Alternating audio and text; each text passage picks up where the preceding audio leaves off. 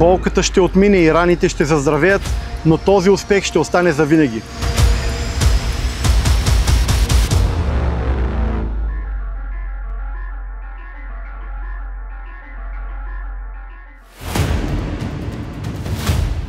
Минах през ада в Тихия океан, но успях в името на България.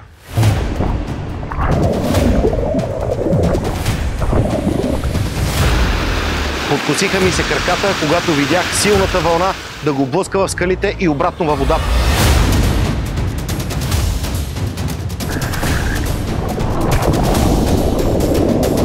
Тежките условия не ме отказаха, а ме мобилизираха до крайната цел.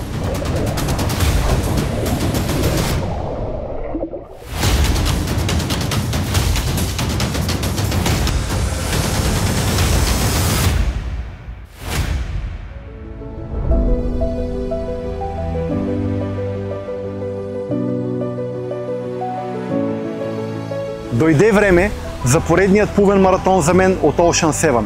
Най-дългият от всички 7, с дължина от 42 км по права линия, представлява разстоянието между островите Молокай и Оаху. Пристигнахме в Съединените американски щати, но първата спирка за нас беше Чикаго.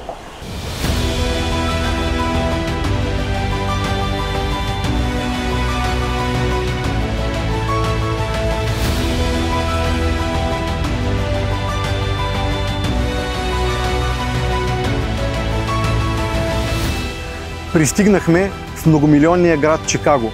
Най-голямата българска общност в Съединените американски щати живее тук. Един уникален град с невероятна архитектура в централната част на града. Видяхме езерото Мичиган, уникалното бобено зърно, което привлича туристи от цял свят. Посетихме Милениум център, качихме се и на Тръмп Тауър. Имахме среща с генералния консул на България в Чикаго, господин Светослав Станков. На следващия ден започнаха и най-важните срещи за нас, а именно тези с българската общност. Бях гост на българското училище в Чикаго, малката България, където прожектирахме филма "Шампионът на Тихия океан" Протока Кук. Близо 200 деца гледаха филма и след това имахме дискусия, в която аз отговарях на техните въпроси. Близо 2 часа прекарах в тяхната компания, като бях подготвил и специални подаръци, които подарих на най-любознателните от тях и тези, които успяха да отговорят на моите въпроси. Представихме филма и в Българския културен център Магура. Изключително благодарен съм за невероятното отношение и прекрасното посрещане от страна на нашите сънародници в Чикаго.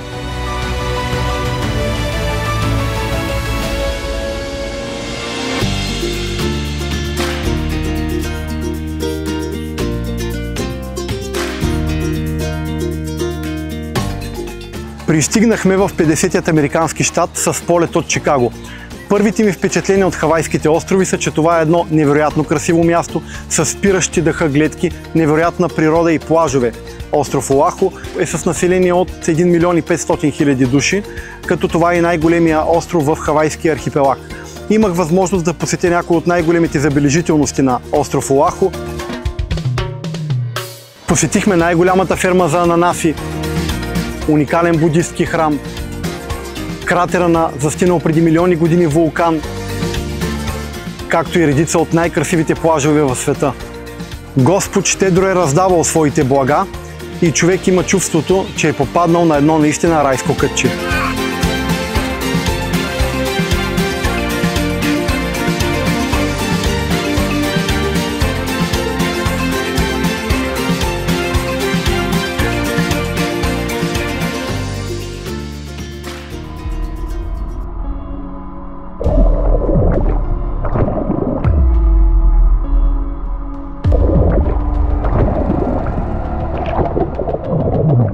Веднага след като пристигнахме на Хонолулу, се отправих към моята първа тренировка на Хавайските острови. По предварително изготвена програма тренирах всеки ден по 2 пъти, сутрин и след обед, като всяка една тренировка е с продължителност от 1 астрономически час. Много често сменяхме локациите на моите плувания, за да мога да видя всички условия, които предлагат Хавайските острови. Правихме тренировка много рано сутрин и такава, която беше в късния след обед, за да можем да обхванем целия часови диапазон.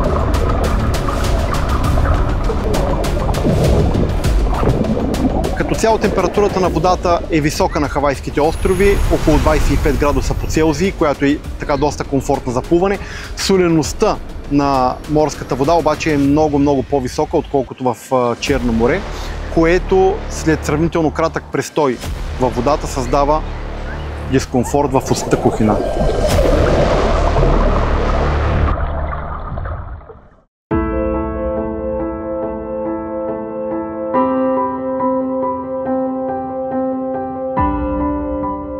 Настъпи и дългоочаквания ден на моя опит за преплуване на протока Молокай.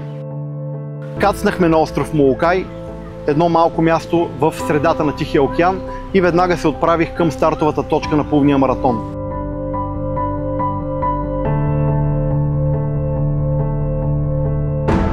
Едно от най-мотивиращите неща за мен беше снимката, която моята половинка Надежда ми изпрати на двумесечния ни син Борис. На нея той беше облечен с специално боди, на което пишеше: "Тати, ти си моят герой, обичам те."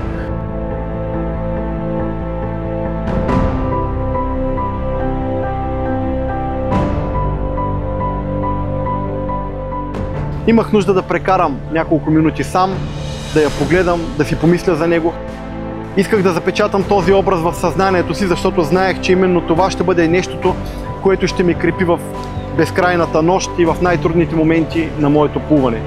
Надявам се един ден и той да се гордее с моите постижения, така както мисля, че всеки един българин би трябвало да бъде горд с тях.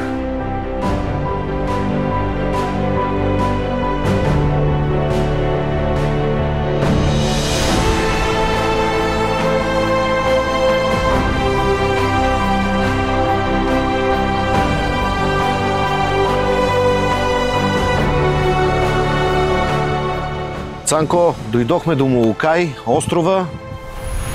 От тук с плуване до Оаху. Има ли някакви притеснения? Нещо, което да те тормози? Да ти кажа честно, притеснявам основно нощното плуване. Очертават се повече от 12 часа да плувам през нощта. Повече от 12 часа. И другото, което ме притеснява, е малко или много акулите. Това е плуване през нощта. Знам, че в средата на разстоянието между двата острова там са най-много. Затова взехме и тая гривна. Да. Инвестирахме $130, за да я купим, но надявам се да свърши работа и да нямам никакви близки срещи. Важното е да не го мислиш, да не ти е съзнанието. Нищо няма да се случи. Това е плуване, което го правят много хора. Десетки са минали и тази година, и миналите години.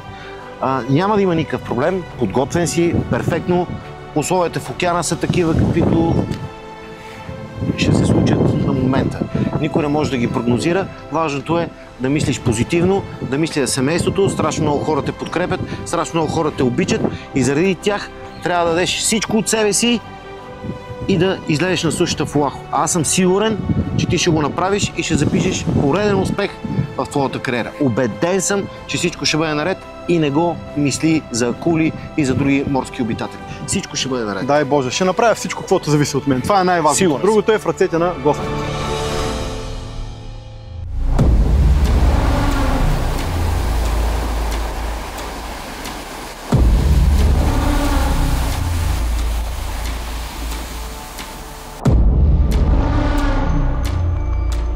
В 17:30 часа местно време, Кепухи Бич, остров Молокай. Броени минути до старта на плувния маратон. Тялото ми беше обилно намазано с вазелин от Ники Илиев, за да може кожата ми да бъде предпазена за по-дълго време от агресивното въздействие на солената океанска вода.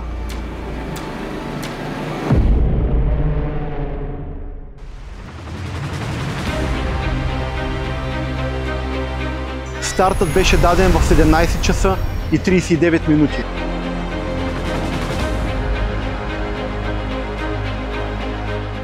Трябваше да преодолея огромни вълни, достигащи на височина до 4 метра, които се изправяха пред мен като стена, за да мога да вляза в океана и по най-бързия начин да се приближа до водещата лодка.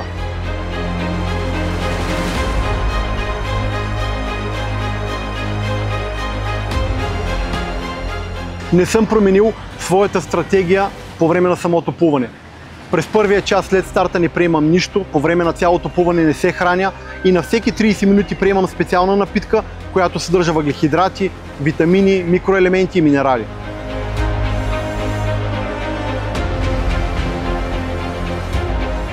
В началото започнах да плувам бавно и равномерно, като ми трябваха около 30 минути, за да оцеля най-доброто ми темпо на плуване. Още със самото ми влизане във водата започнах да поддържам бързо темпо на плуване през първия час след старта, за да мога да преодолея силните вълни и теченията, които се наблюдават около остров Молокай.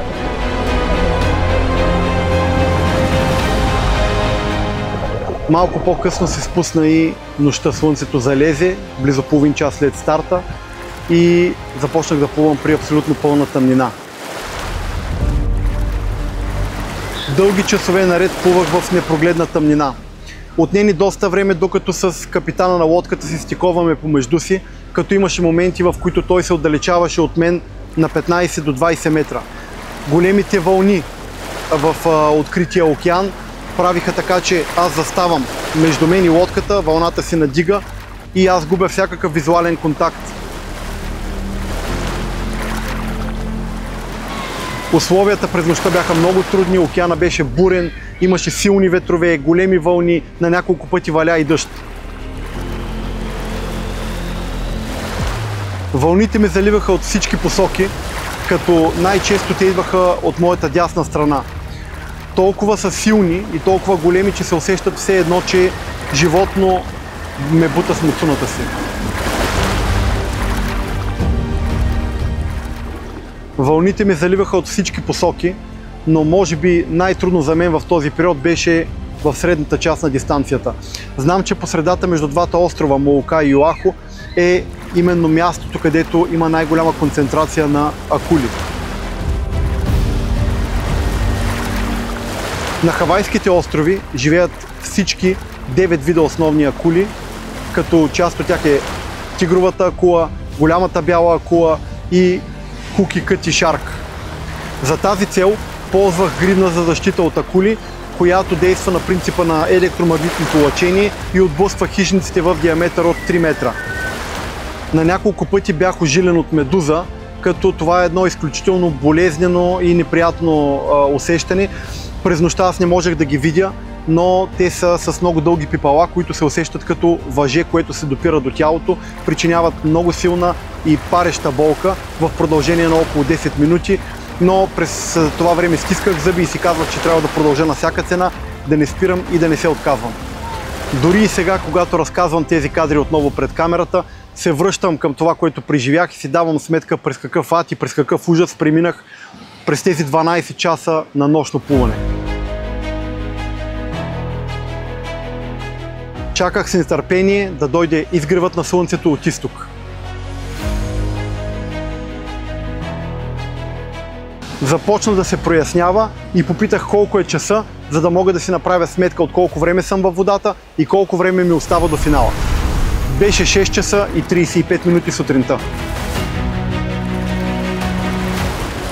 Близо 13 часа непрекъснато плуване и до финала ми оставаха 6 км. Вече бях изморен, но въпреки това усещах силния насрещен вятър, теченията и вълните срещу мен и усещах колко ми е трудно да се придвижвам напред, въпреки големите усилия, които полагам.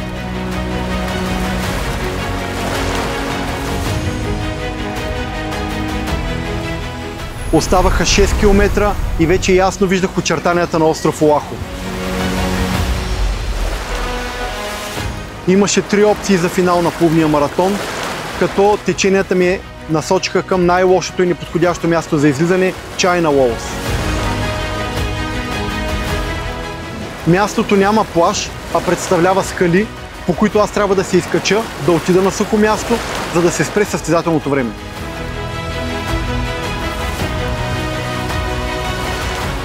Наближавайки, чувах виковете на хората, които ме насочваха към най-подходящото място, където мога да изляза.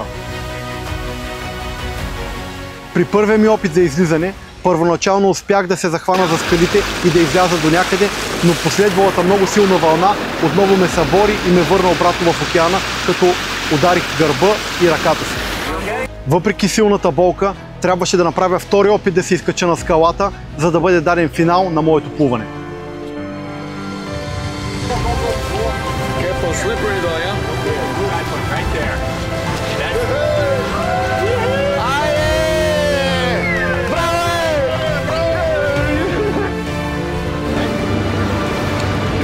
Let's get some flowers on you for this picture. Congratulations, Ben.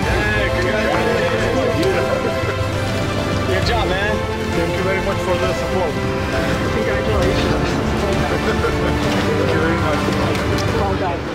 Изобщо не усетих, че имам кръв по тялото, но това нямаше никакво значение в този момент. Важното беше, че финиширах и бях посрещнат от хора, които истински се радваха на този успех. 16 часа и 23 минути, като 13 часа от тях плувах през тъмната част на денонощието, за да завърша успешно протока Молокай. Добре, къде беше най-тежко? Началото, средата, края? Ами, още от началото имаше много лоши условия. Много бурно. Морето е много бурно. И през нощта имаше нещо като буря с големи вълни. А тук около 6 км около острова има някаква зона с нещо като течение и тия 6 км ги преодолях за около по 1 км в час. За около 6 часа. Просто не върви плуването, не вървиш напред. Полагам усилия, обаче има някаква зона около острова, която е много трудна. В тъмната част имаше ли видимост? В тъмната част абсолютно никаква видимост. Абсолютно никаква видимост. Трудно беше и с лодката, докато се настроим, понеже се отдалечаваше от мен с 15 на 20 метра и с очилата ми беше много трудно да ги виждам. Като цяло условията бяха много сурови. He's excellent swimmer, very good, but his speed was very steady throughout the whole 32 miles of channel. Very good, and probably by far one of the easiest swimmers to escort and guide. He never complained. He was very good. Take his feeding, boom, and he's gone.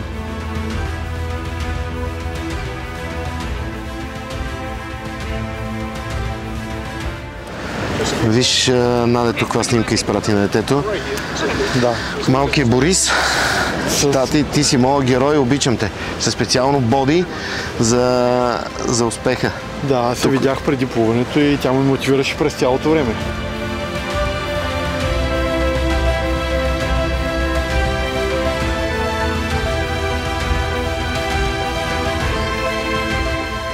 Sanko's swimming was very, very difficult. The conditions was rough. Windy, big seas, big swells. Swells were maybe 7 to 5 feet. The most difficult part for his swim would have been at about 20 kilometers in. When we got close to the island, there was a lot of current. The wind got stronger, the waves got bigger, and it was difficult for him. We were supposed to go into Sandy Beach, but because the current kept pushing him over westward, we had to find the best available option for him to come out, and that's why we came out of China Wall. It wasn't an easy crossing. It was challenging, but you never know what to expect out here. It was strong. I mean, we saw it was strong. It was a solid, solid finish, solid crossing, given the conditions. The conditions play a huge role, so despite the conditions, I think it was a really solid swim.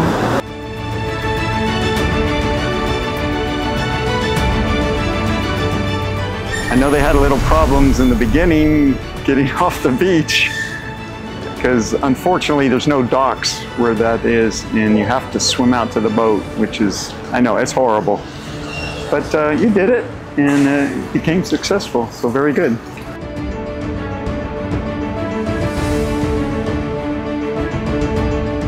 Congratulate you on an incredible swim across the Molokai Channel. Very difficult, but you did it. And I'm proud to give you this certificate. Thank you very much.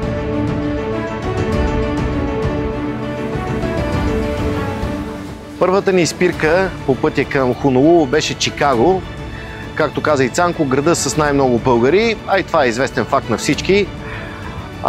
Те ни поканиха няколко месеца преди да отпътуваме, свързаха се с нас, поканиха ни българите в Чикаго. И искам да използвам случая да благодаря лично от сърце за подкрепата, за съдействието на Боби Кирилов, на Георги Бушнаков и на Ники Василев от Чикаго БГ, защото тримата, както и ръководството на нашия културен дом в Чикаго, на ръководството на училището Малката България, изкарахме едни страхотни 6 дни.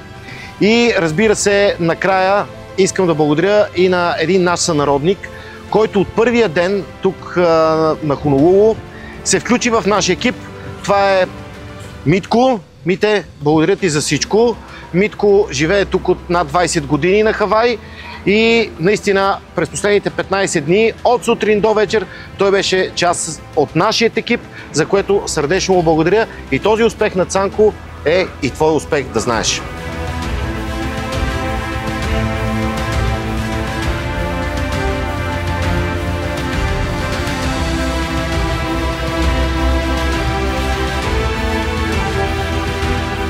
Чувството след финала и успешното плуване е неописуемо и трудно мога да го опиша с думи.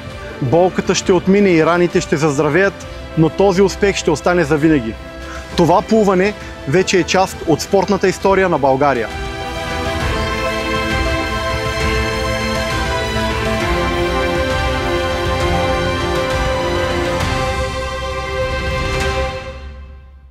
След успехът ми в протока Молокай, искам да благодаря на всички институции и фирми, които застанаха зад мен и ме подкрепиха, за да мога да постигна това постижение.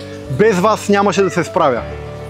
Община Бургас и всички хора от родния ми град. Община Царево за предоставените ми отлични условия за подготовка. На Фондация Спорт в България и специално на госпожа Роси Маки за подкрепата към мен от първия ден и към всяко едно мое участие в открити води. Пиви Консулт. Еталон за професионализъм, на които разчитам винаги и за всичко. Верига ресторанти Мейсънс Премиум. Уникална кухня и обслужване в София и в Бургас. Аспазия. Лидер в производството на безалкохолни напитки повече от 30 години. Фабрика за захарни изделия Победа, град Бургас и моите любими бомбони Черноморец. Oh Yes. Лидерът в предлагането на цялостни мобилни решения за всякакви събития. Изоспорт. Любимите ми енергийни напитки, които са с мен навсякъде. Optix, град Панагюрище. Глобален лидер в производството на мобилни системи за наблюдение и сигурност.